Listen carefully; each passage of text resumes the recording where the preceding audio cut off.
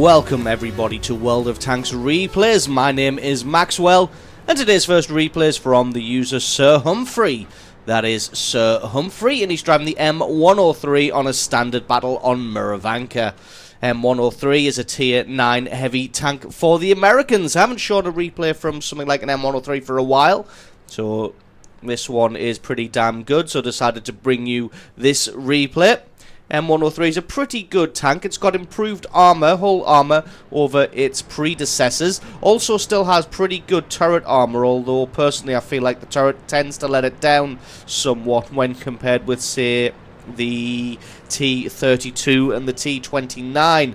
Both of those felt like they had indestructible turrets, where this one sometimes lets you down. Gets a great shot on the M103 early on there to pick up some damage. Just going to be hanging around on the flank here. If this M103 drops back a little bit more, has a shot there, but he just faded away, so we're not sure if that one landed or penetrated. It looks like it may have, unless somebody else has done some damage to him as well. Still got the side of his turret. Unfortunately, that one just missed, as he is covered by quite a lot of terrain. Decides to switch up to the side of an IS-8 now, as that's going to prove to be a much squishier target than the almost hull down front of an M103.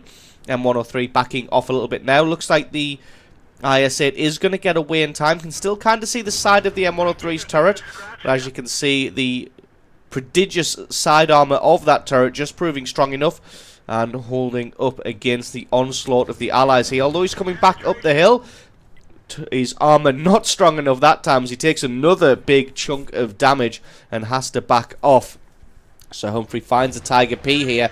It's a fantastic shot on the Tiger P. Looks like somebody took the track out there. I think it may have been Sir Humphrey. If he can reload his cannon in time, hopefully he should be able to pick up his first kill, which indeed he does.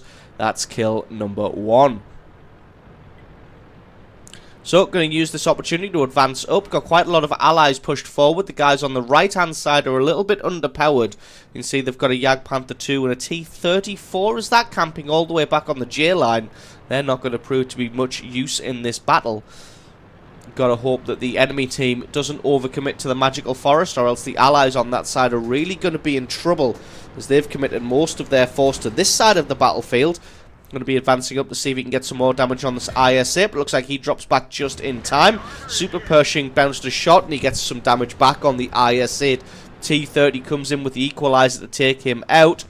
Now going to have to try and focus in on this Super Pershing. Just gets a great shot on the weak spot on the turret to get a little bit more damage, and now the allies can kind of push the enemy back, except they've now been caught in a pincer maneuver. You can see the enemy tanks flanked around the side here.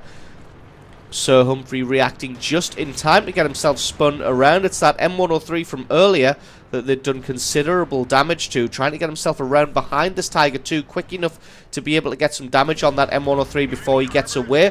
Wasn't able to hit the M103, but takes out the IS-3 instead. Now it's time to advance forward. Didn't want to get shot, so he just neos that shot there and dodges back as he fires. Elects to go for the Type 59 rather than the M103. The IS-3 takes out the M103, and Sir Humphrey gets some great damage on the rear of that Type 59. Type 59 can be a tough customer to crack, so you've got to be careful with that thing and try and take it out of a battle as quickly as possible. Tiger 1 shows his face, so he's going to get it blasted right off, as the Tiger 1 is going to be absolutely no match whatsoever for an M103. Still trying to see if he can get some damage on the Super Pershing. He's a much higher priority target than the Tiger is. E75 comes flanking around the side here. Gets a great snapshot on him. He gets some damage through that huge armor. Finally, the T34 in the rear is proving his worth, landing some damage on this E75. The Leopard PTA platoon mate comes flying in from the side. Sir Humphrey possibly going to go for the ram, but it looks like the Leopard PTA has the reload speed to take him out. Now going to move on to the guys in the middle. So they've done some great work on this flank, but they're still only drawing at the moment. Now losing 7 kills to 8 as his platoon mate gets taken out by the T25-2. And they wouldn't have been wrong for thinking that possibly this flank was all but used up, considering that everybody had pushed down the right-hand side and the left-hand side of this little hill. But to have tanks still in the rear of this flank is a little bit surprising, so not surprised they got taken off guard there. And able to take out the Type 59 finally. He's going to try and keep his attention on the T-25-2. Unfortunately, just put that one into the gun mantlet. Got a critical hit on the gun. But it's only a Tiger 1 there, and that Tiger 1's going to find it very difficult to penetrate an M103's armor, especially when he's kind of hulled down like this. You can see everybody backing off, able to get a great bit of damage on that Tiger 1. T-25-2's flanked around the side of the house, and a full health T-32 appears out of the mist. Looks like he's able to get back into cover as well. But here we go. It looks like some tanks have flanked around behind the enemy. He's able to take out the Tiger 1 for kill number 4.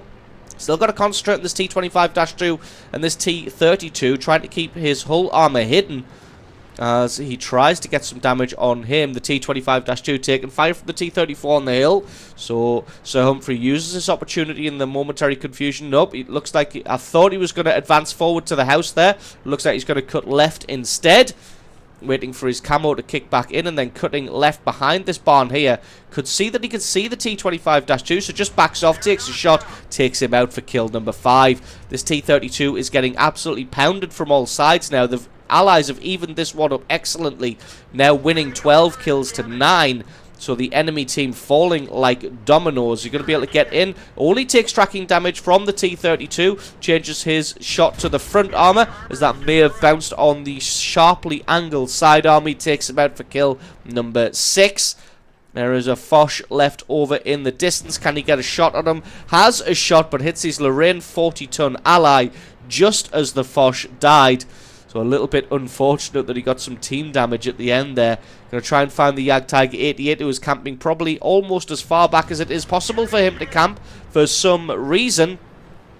And he's going to get absolutely pounded by every single ally now. Going to see if Sir Humphrey can pick up the final bit of damage. He can't, but still 6 kills and almost 7,000 points of damage is an absolutely brilliant score from Sir Humphrey there, driving his M103, pushing all the way up the left-hand flank and changing direction quick enough to repel the enemy's pincer maneuver in the middle of the replay there. Then once that was done, pushing on further down the flank to clean up the stragglers. So awesome replay from you. Thank you very much for sending that one in. Don't forget to stick around, because as always there is another replay coming right up. And our second replay today is from the user Dastan 2010. That is Dastan 2010. And he's driving the Pershing on a standard battle on Ensk. Just a regular Pershing, not a super Pershing. Your eyes do not deceive you. There are 3 super Pershings aside here. So I'm guessing this is probably around about the time of the super Pershing mission. Or I may be absolutely wrong about that. But anyway, this one is going to be fast and furious on Ensk, so Dastan immediately going to be heading towards the train line.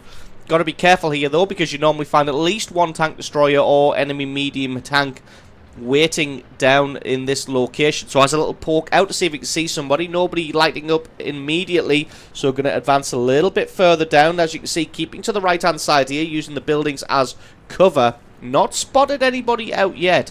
And I'm very, very surprised by this, because like I said, you can normally always find a camping tank destroyer at the other end of the train tracks. Having a look up the road there, still nobody coming into sight. And like I said, this is very unusual, able to get all the way down the train tracks to here. Doesn't want to push any further just yet, as he would get revealed by anybody that would just be hanging around in that location. But he's able to maneuver around at his leisure here. Nobody really showing themselves. The enemy team playing this one very, very carefully. Finds a Panzer Soufflé there camping in the back. Gets a great shot onto him. And has to back off while he reloads that cannon, as he doesn't want to get fired up by that guy, as he has quite a decent gun on him. Going to be able to do a serious amount of damage. He starts taking fire from the front as well from that super Pershing. It looks like Dastan's going to be able to flank around the side, as he is completely occupied by that super Pershing. Gets a great shot on him, leaves him with only 83 hit points. He turns tail to run now, but I think Dastan should have the reload speed. Not quite. Tries to sneak it through the rubble there, and not quite landing, but there's no way this guy's going to get away. But Dastan's got to be careful not to tunnel vision. Doesn't want to get himself killed trying to find him. KV-2 waiting in the wings there, possibly aimed in on this location. Got to play it carefully. He is indeed looking this direction, and that one just ricocheted, because you know KV-2 greatest armor. Looks like that Panzer has set himself up now. waiting to return fire on this Super Pershing. So Dastan going to use this opportunity to flank around the side of him, although he spots some even juicier targets across the way there. He's going to leave the Super Pershing to deal with the tank destroyer, which indeed he does, as he gets rear shots on that Tiger 2, takes out a T-34. Now going to advance forward, maybe press home the advantage, as that Tiger 2 is dueling ineffectually with the Super Pershing right now. Looks like he's incapable of hurting him. He has got himself turned all the way around, rear armor facing the Super Pershing. I'm not quite sure what he's doing. Maybe the little bit of damage that he took earlier from Dastan, he spun himself all the way around, but that just puts his rear armor towards the entirety of the allied team, and they're able to take him out. Not quite sure what was going through the mind of the Tiger 2 driver, but that's pretty much the city all sewn up. There is a KV-2 still in there, but a KV-2 is not going to do very much damage versus a Super Pershing. Does take out an ELC AMX, the GW Panther does. And looks like the enemy team is still stubbornly going for a base capture. The platoon mate in the 112 dropped back to try and do something about it. Dastan going to come up round the back of this IS-3 here. It's a great shot through the back of the turret there. IS-3 spinning his gun turret around. He's going to try and help out his platoon mate here, as that KV-1S, once reloaded, probably could have taken out the 112 there. So being a pal and sacrificing his own safety against this IS-3 to help out his platoon mate and take out that KV-1S. Going to be flanking around the side of the IS-3 here. Gets a great ammo rack there for 754 hit points to take him out. What an excellent shot. Now he's got to spin himself around, because finally there are some Super Pershings camped on the train line. I know Super Pershings are slow, but 4.5 minutes into a battle is a little bit ridiculous to arrive at a spot like that, and obviously I'm only kidding. Going to try and focus down on this Su-100. That one just about hitting the terrain. And the rest of the enemy team are arranged across the center here. Tries to have another shot at this Su-100, but he can only afford to poke himself out quickly, as he doesn't want to take any return fire from these Super Pershings and the Su-100. Looked like he was going to flank around the side there, but the Super Pershing is on the ball. He pulls into the same lane, so Dastan's got to switch further over to the left-hand side, and he's going to advance all the way down the train line.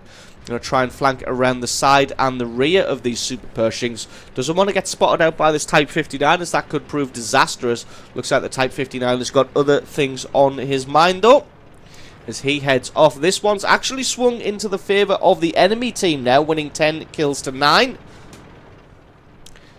Well, it just means more hit points for RNGesus. Going to come out and try and decide which Super Pershing to go for. Goes for the lower hit point one. Going to try and take him out quick enough. Both Super Pershings stubbornly refusing to spin their turrets around. Sets him on fire, but it looks like the Super Pershing has a gold fire extinguisher. He gets taken out now by accidental ramming for his last 9 hit points, and then Dastan can focus on the first Super Pershing, who suddenly now seems like he's only just realised that there's a tank behind him, as he only now starts to traverse his turret around. Gets his front armour onto target nicely, but it's still the rear of his turret facing Dastan. And it looks like Dastan's just going to troll him. He may be able to get a shot, but can he do any damage? Looks like he's having some lag problems. Dastan just misses that shot, and there's someone else come in from the front. If that was a Super Pershing, you probably want to focus on the Jag Panther instead, as you might get some damage. But no, he gets taken out for kill number 5. Dastan just textbook trolled that guy, but they've only managed to even this up to 11 kills to 11. This is by no means a foregone conclusion. Jag Panther taking serious damage from the rear there. Dastan trying to get a shot through the ruined train car, but it looks like he can't quite find one. Can he sneak a shot between the Super Pershing's turret and body? He can, but it missed. Jag Panther gets himself taken out now by the enemy artillery. This one isn't going particularly well. And that is a full health Type 59. If they're not careful, this full health Type 59 could wreck everybody's day. There is a Super Pershing and an IS-6 coming in from the right-hand side. IS-6 takes out the Su-100, so that's one formidable cannon gone from the battlefield. Dastan's got to be aware that he hasn't got the greatest armor in the world and got to play this one carefully. He does find GW Panther now. GW Panther fires off a shot, but that one misses. If this Type 59 doesn't come forward, then Dastan can just sit here at his leisure in sniper mode, take out the GW Panther for a Top Gun medal. Super Pershing is now flanked around the rear of this Type 59. Dastan gets a great shot through what is probably his rear armor now. Nope, still got his front armor on target. He's determined to get some damage onto Dastan. And this IS-6 might finally turn up at some point. Going to try and flank around the side of this Type 59, but he's stubbornly refusing to present side and rear armor. Although there's absolutely nothing he can do here. Caught between a rock and a hard place. To be honest, he probably should have started running a long time ago. He gets taken out. Kill number 7, almost 5,000 points of damage. So absolutely awesome. Awesome replay there from Dastan 2010, showing his skill in the Pershing, picking himself up 7 kills, almost 5,000 points of damage, really being instrumental in his team's victory, flanking around and maneuvering in exactly the right way at exactly the right time. So thank you very much for sending that replay in. And don't forget, guys, if you've got yourself a great replay, please send that in to replay@screenreality.com. The link for that is in the description. Just attach the replay file or the link to the What Replay website to the email, and I can check that one out for you. And don't forget, if you enjoyed this video, you found it useful, informative, you enjoyed it, or you learned something, think about hitting that subscribe button, because there's a lot more World of Tanks content on this channel. I have been Maxwell, this has been World of Tanks Replays, and I'll catch you guys next time.